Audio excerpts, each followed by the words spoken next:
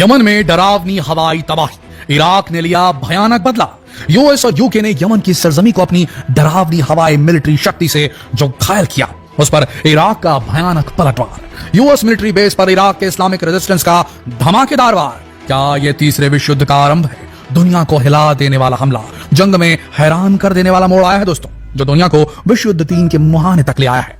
आधी रात United states और यूनाइटेड किंगडम ने यमन में हूती विद्रोहियों पर 11 तारीख को हवाई हमला किया था, लेकिन इसके जवाब में कल ही इराक के इस्लामिक रेजिस्टेंस ग्रुप ने एक बेहद जोखिम भरे ऑपरेशन में अमेरिकी मिलिट्री बेस, जो कि सीरिया के कोनोको गैस फील्ड में है, जहां हमेशा अमेरिकी फौजी मौजूद रहते हैं, वहां बड़ा हमला कर दिया है। कितनी कैजुअल्टी हुई है इसका भी कोई भी अनुमान नहीं लगाया जा सका है। यमन का बदला पूरा करने के लिए इराक का इस्लामिक रेजिस्टेंस ग्रुप यही नहीं रुका, उसने आगे बढ़कर इजराइल के गलीली शहर और बहुत महत्वपूर्ण इजरायली बंदरगाह सिटी ईलत को फिर एक बार जोरदार मिसाइल हमले से दहला दिया। दोस्तों, क्या ये यमन और अमेरिका का ये कॉन्फ्लिक्ट वर्ल्ड वॉर 3 में कन्वर्ट हो रहा है? ये बड़ा सवाल है। दुनिया भर में तीसरे विश्व युद्ध को लेकर संभावनाओं की चर्चा शुरू हो चुकी है। आधी रात में हुआ ये जोरदार टकराव, जब दुनिया सो रही थी, तब इराकी इस्लामिक रेजिस्टेंस ग्रुप ने ये बड़ा हमला अंजाम दिया है। एक साथ 3 टारगेट्स को हिट किया और विश्व भर से प्रतिक्रियाओं का आना जाना एकदम से बढ़ गया। जहां एक और नेटो नेशन से एकदम स्ट्रांगली खड़े हैं और दुनिया के महत्वपूर्ण मैरीटाइम रूट्स यानी कि महत्वपूर्ण जलमार्गों की रक्षा के लिए प्रतिबद्ध दिख रहे हैं, लेकिन वहीं पर ईरान, रशिया और तुर्की ने इस कदम को अस्वीकार किया है और यह कहा है कि मिडिल ईस्ट के अंदर यह प्रोवोकेशन की आंधी को बढ़ावा देगा। अमेरिका ने वहां पर अपना मिलिट्री एडवेंचर बंद नहीं किया तो पूरा रीजन जलने लगेगा। इस हंगामे के बीच यूनाइटेड नेशन ने शांति के लिए विनती की है, ये बताते हुए, जताते हुए कि दुनिया कितनी बारीक रस्सी पर चल रही है।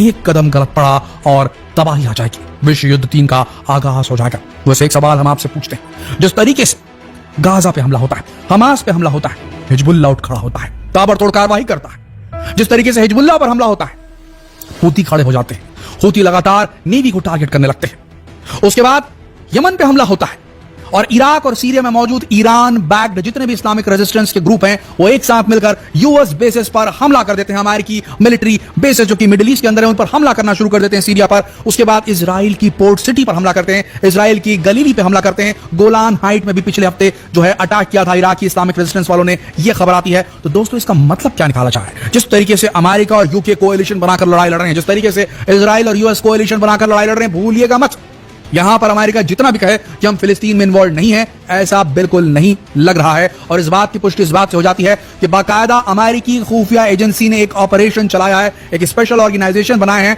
जो कि गाजा के अंदर जो हमास है उसके लीडर्स की खोज कर रही है और जहां मिलते हैं वहां उन्हें खत्म करने की बात हो रही है। और दूसरी चीज ये कंफर्म नहीं है कि इस इंटेल को लेने के बाद अमेरिका उसका क्या करता है। क्या अमेरिका खुद एक्ट करता है या फिर कंबाइंड ऑपरेशन चलाता है इजराइल के साथ, या फिर वो इन्फॉर्मेशन उठा करके इजराइल के हाथों में दे देता है कि भैया ये है हमास का लीडर, यहां आपको मिलेगा, यहां आप ठोकिए, और इजराइल वहां पहुंचकर हिट कर देता है। बिना अमेरिकी मदद के पॉसिबल नहीं है। तो अमेरिका ऑलमोस्ट इन्वॉल्व है, ऐसा प्रतीत होता है। तो कुल मिलाकर देखा जाए, जिस तरीके से यूएस, यूके, इजराइल सब मिलकर लड़ रहे हैं, ठीक उसी तरीके से Houthi, Hamas, Hezbollah, Iraq, Syria में मौजूद इस्लामिक रेजिस्टेंस, ये सब मिलकर एक कोऑर्डिनेटेड कार्रवाई कर रहे हैं और इसका सिर्फ एक मकसद है, गाजा के अंदर वायलेंस रुक जाए। ये सारे फैक्शंस ने पेपर पे कहा है, वीडियो स्पेस बयान को जारी किया है कि जिस दिन इजराइल ने गाजा पर हमले रोक दिए, वहां जो ब्लॉकेड लगाया गया है उसे खोल दिया, लोगों तक जरूरी दवाएं, खाना, पानी, मदद की सामग्री पहुंचानी शुरू कर दी, उस दिन इजराइल पर एक भी मिसाइल रॉकेट नहीं बरसेगा। किसी यूएस मिलिट्री बेस को कोई खतरा नहीं रहेगा। लेकिन अमेरिका और इजराइल मिलकर के, साथ में यूके भी आ गया है, वो चाहते हैं कि इजराइल गाजा में तबाही मचाए,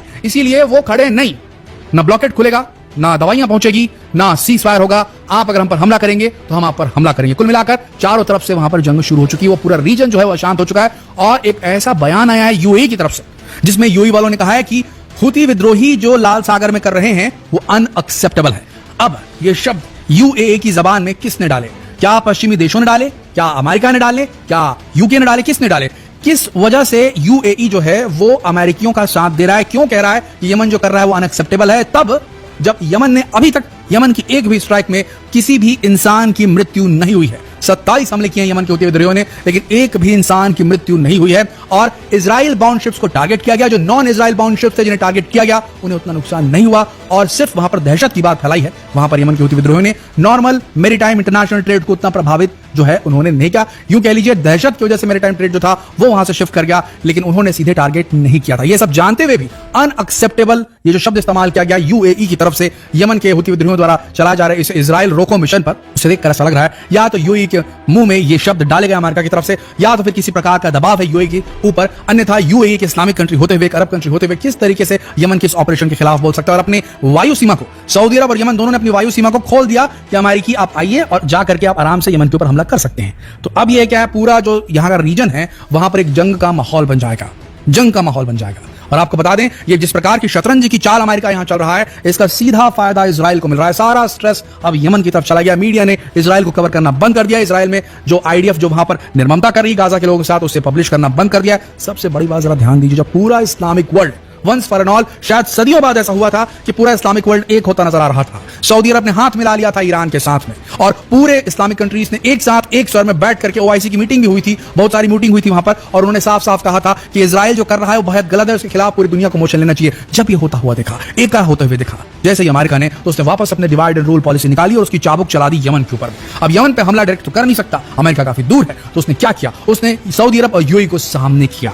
जी हाँ दोस्त, सऊदी अरब यूएई को सामने किया और उसकी एयर स्पेस को हम यूज कर रहे हैं, उससे एक दो ट्वीट करवा दिया जाए, कुल मिलाकर यह हो जाएगा फिर से एक बार हुती और सऊदी अरब यूएई के बीच में जंग छिड़ जाएगी, फिर से वही फूट, शिया सुन्नी वाली फूट, फिर से सऊदी अरब और ईरान में दूरी आ जाएगी। कुल मिलाकर इसका फायदा यह होगा कि इजराइल को सपोर्ट मिलना शुरू हो जाएगा सऊदी अरब और यूएई की तरफ से, जब यमन के हुती विद्रोही हमला करना शुरू करेंगे सऊदी अरब और यूएई के ऊपर। क्योंकि यमन के हुती विद्रोही ने कह दिया कि अगर आप अपने देश, कोई भी अरब कंट्री अगर अपने देश की हवाई सीमा का इस्तेमाल करने अमेरिका या उसके मित्रों को देगा यमन की सरजमी को घायल करने के लिए, हम उस पर हमला करेंगे, तो उसमें फिर सीधे सीधे टारगेट में आ जाते हैं सऊदी अरब और यूएई। ऐसा होगा अगर, तो फिर से एक बार इनके बीच में कलेश चालू हो जाएगा। यूएई और सऊदी अरब मिलकर के फिर हुती पर हमला करेंगे, यमन पे हमला करेंगे, यमन इन पे करेगा, फिर से वही जो है लड़ाई झगड़ा शुरू हो जाएगा। एका जो बन रहा था वो तोड़ने का काम पूरा कर दिया अमेरिका ने। अब ये समझने की जरूरत है अरब कंट्रीज को कि वो साथ में रहेंगे या फिर अमेरिका का रहना वहां जरूरी है। पता नहीं किस दबाव के चलते ऐसा यूएई और सऊदी अरब को करना पड़ रहा है। इसका जवाब अगर आपके पास में है तो नीचे कमेंट सेक्शन में जरूर